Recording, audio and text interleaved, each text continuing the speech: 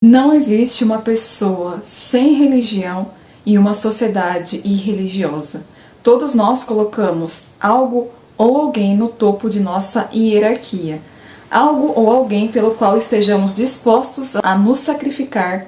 Algo ou alguém que colocamos no pedestal de culto. A religião é inescapável. Você tem de servir a alguém. E não existem várias religiões, existe uma só religião e ela é, como veremos, a virtude pela qual nós fazemos justiça ao único Senhor que nos criou. Esse é um pequeno trecho do livro É Justo e Necessário, porque o futuro da civilização depende da verdadeira religião.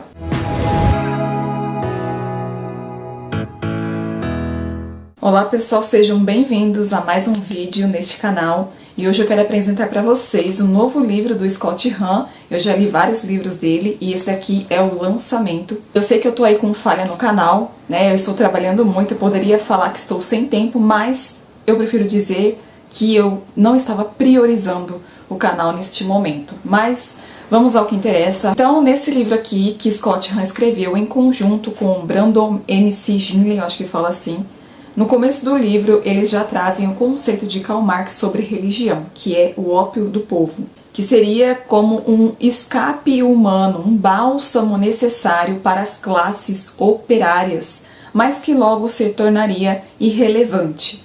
Eles vão dizer que esse é o mesmo erro dos liberais modernos, que desvinculam a liberdade da verdade.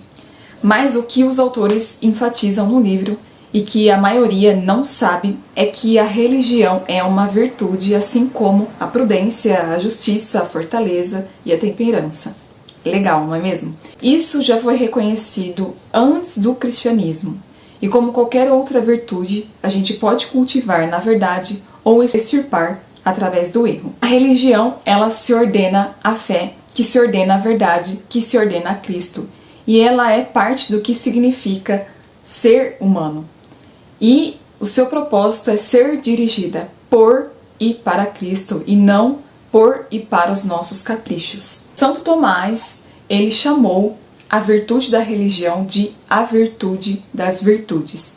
Isso porque, ao devolver a Deus a glória e a honra que lhe é devida, nós trazemos harmonia para a criação e isso resulta em paz na alma e progresso também nas demais virtudes. Quando nós ignoramos ou afastamos Deus de nossas vidas, isso não é apenas falta de gratidão, mas também de justiça, uma falha em devolvermos o que lhe é devido. Porque o Senhor nos criou, Ele nos sustenta, foi torturado e morreu por nós. Então o mínimo que podemos fazer é organizar nossas pequenas vidas em torno dEle. Isso nem deveria ser dito, né? Nem deveria ser uma questão. Deveria ser natural. Essa virtude da justiça devolvida àquele que é a própria justiça é o que a igreja ao longo dos séculos tinha em mente quando ela falava em religião. O que não somente Marx, mas também a maioria dos modernos deixa de perceber é que a fé em Jesus é muito mais que um bálsamo e muito mais que só um aspecto da vida que pode ser separado do restante. Eles falam de religião como se fosse aí um hobby, algo que tem valor só para você, para dar sentido para a sua vida e que não possui relevância alguma para o restante da sua vida ou para as outras pessoas. E se a sua religião te faz feliz faz feliz também quando o seu time de futebol ganha, ou quando você compra uma coisa nova ou encontra um novo amor, então eles parabenizam você, até acham isso aceitável e tolerável. Mas se a sua religião tem relevância sobre a sua vida, sobre o secular, sobre o seu tempo, as suas decisões, fora das quatro paredes da igreja, então você talvez seja um desequilibrado. E se ela tem relevância sobre os outros, você pode ser perigoso. Isso faria sentido se a religião fosse meramente um fenômeno sociológico. Isso faz sentido se existem muitas religiões entre as quais você pode escolher, tem ali seus prós e os seus contras, mas isso não faz sentido algum se a religião é uma virtude, um hábito de gratidão e generosidade para com Deus, que precisamos cultivar. Isso não faz sentido também se Deus é real e verdadeiramente faz por nós as coisas que nós dizemos que Ele faz. E antes da revelação divina, os antigos já reconheceram que as verdades que nós aceitamos ou negamos não só forma ou deforma a nossa mente, como também forma ou deforma a sociedade. A religião para os pagãos era o que tornava a sociedade possível e funcional, digamos assim. Os filósofos como Cícero e Aristóteles, que viveram antes de Cristo, por exemplo, eles admitiram que todos os seres humanos têm deveres baseados nos princípios fundamentais da verdade e da justiça. Isso é, dar aos outros o que lhes é devido. Isso nada mais é que a virtude da religião natural, em sua forma aí mais básica. E quando uma comunidade ela compreende e ela cumpre esses deveres religiosos, vivendo de acordo com a verdade de sua natureza, tratando os outros como gostaria de ser tratado, reconhecendo e adorando o Criador, a unidade entre o bom e o vantajoso se mantém. E o contrário leva ao rompimento. As pessoas começam a enxergar vantagem pessoal e a virtude como estando em conflito. E assim, elas buscam seus interesses pessoais sem respeitar o que é verdadeiramente bom. E assim, tanto o indivíduo como a sociedade sofrem uma desintegração. As partes que deveriam estar trabalhando em conjunto, elas passam a se voltar umas contra as outras. E você já observou que é justamente isso que vem acontecendo hoje? Uns lutando contra os outros, tratando-se como rivais? Vou dar para vocês um exemplo de justiça. Se na ordem social da religião natural reconhece-se o dever que um filho ele tem de submissão e respeito aos seus pais, que se sacrificaram pelo bem dele, isso vale ainda mais para com Deus. Os deveres religiosos, eles são deveres de justiça. Nós devemos nosso amor, nosso tempo, oração, adoração a Deus. E não lhe dar essas coisas depois de tudo que Ele fez por nós não é apenas uma negligência, como também uma injustiça ativa.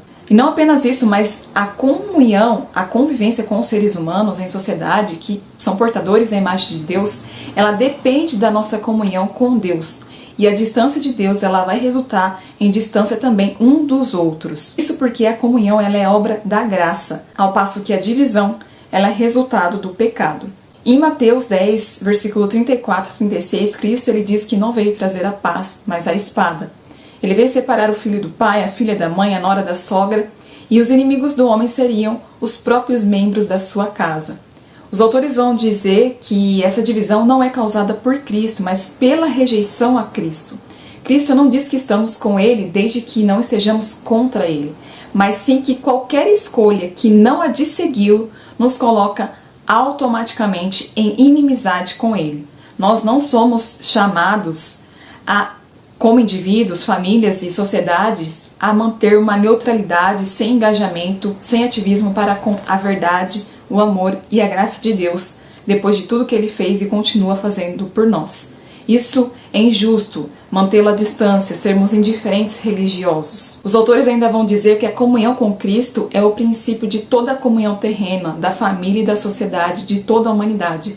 E romper ou rejeitar a comunhão com Deus exclui também a possibilidade de harmonia duradoura entre as criaturas decaídas. E aqui entra a parte no qual os autores afirmam que o futuro da civilização depende da verdadeira religião.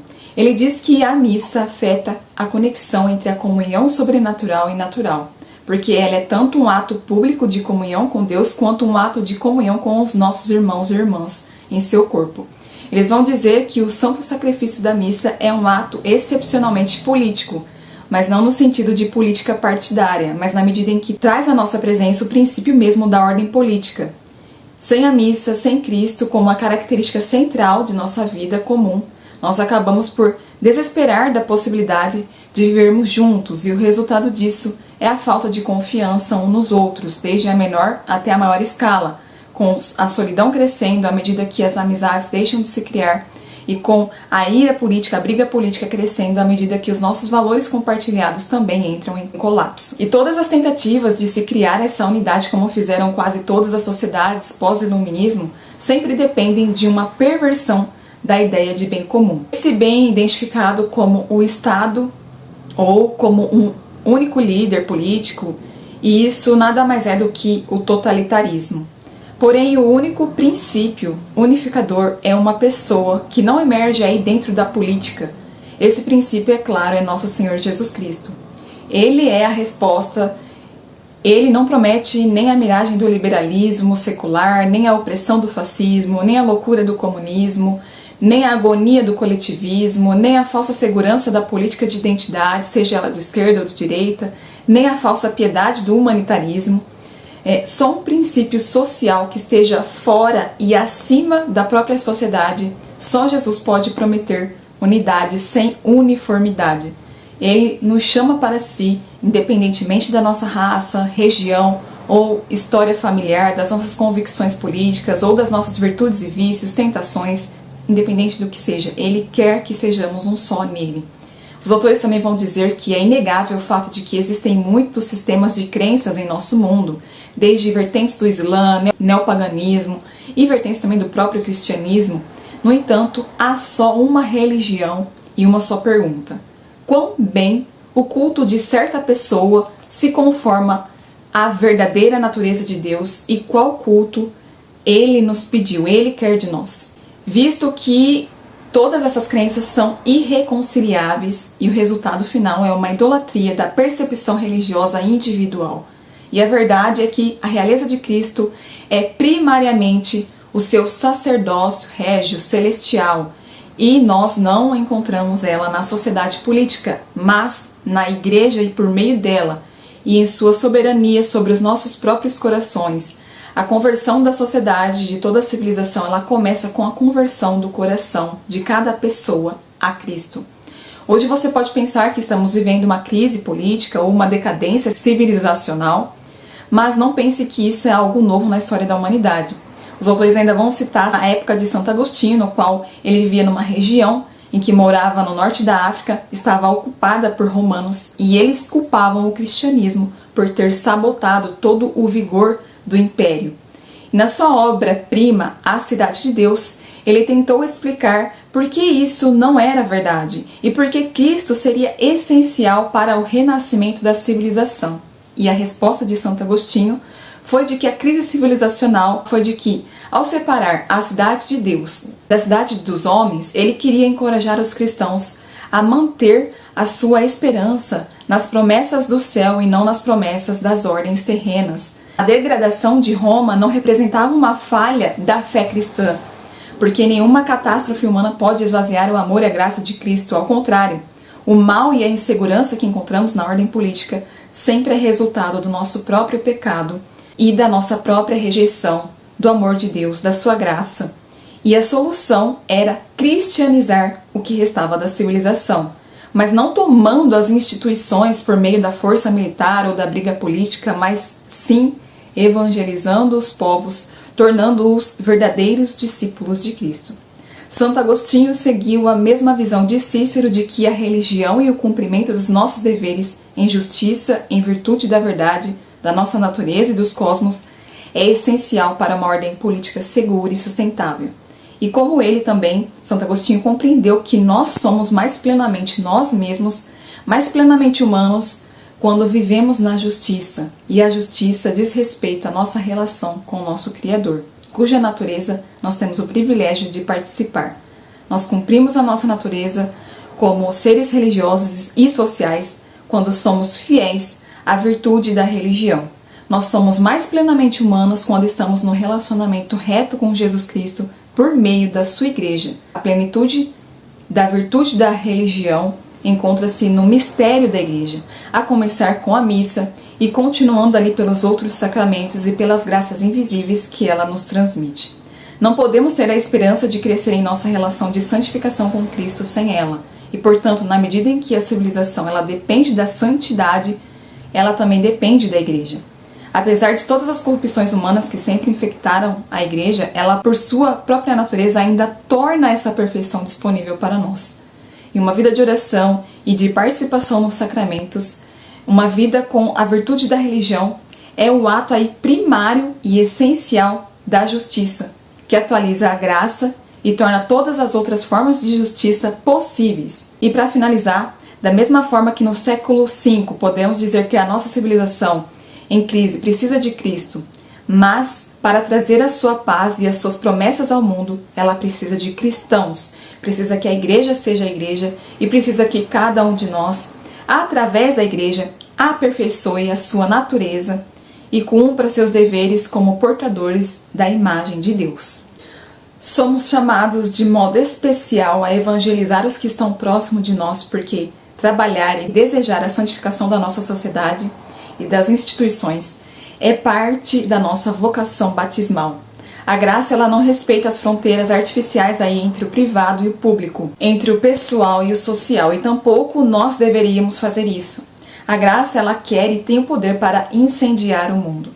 Os autores ainda vão dizer que a sociedade justa depende dos indivíduos justos, mas indivíduos só podem atingir a verdadeira justiça celeste e terrena se acreditam ser possível que a sociedade seja justa.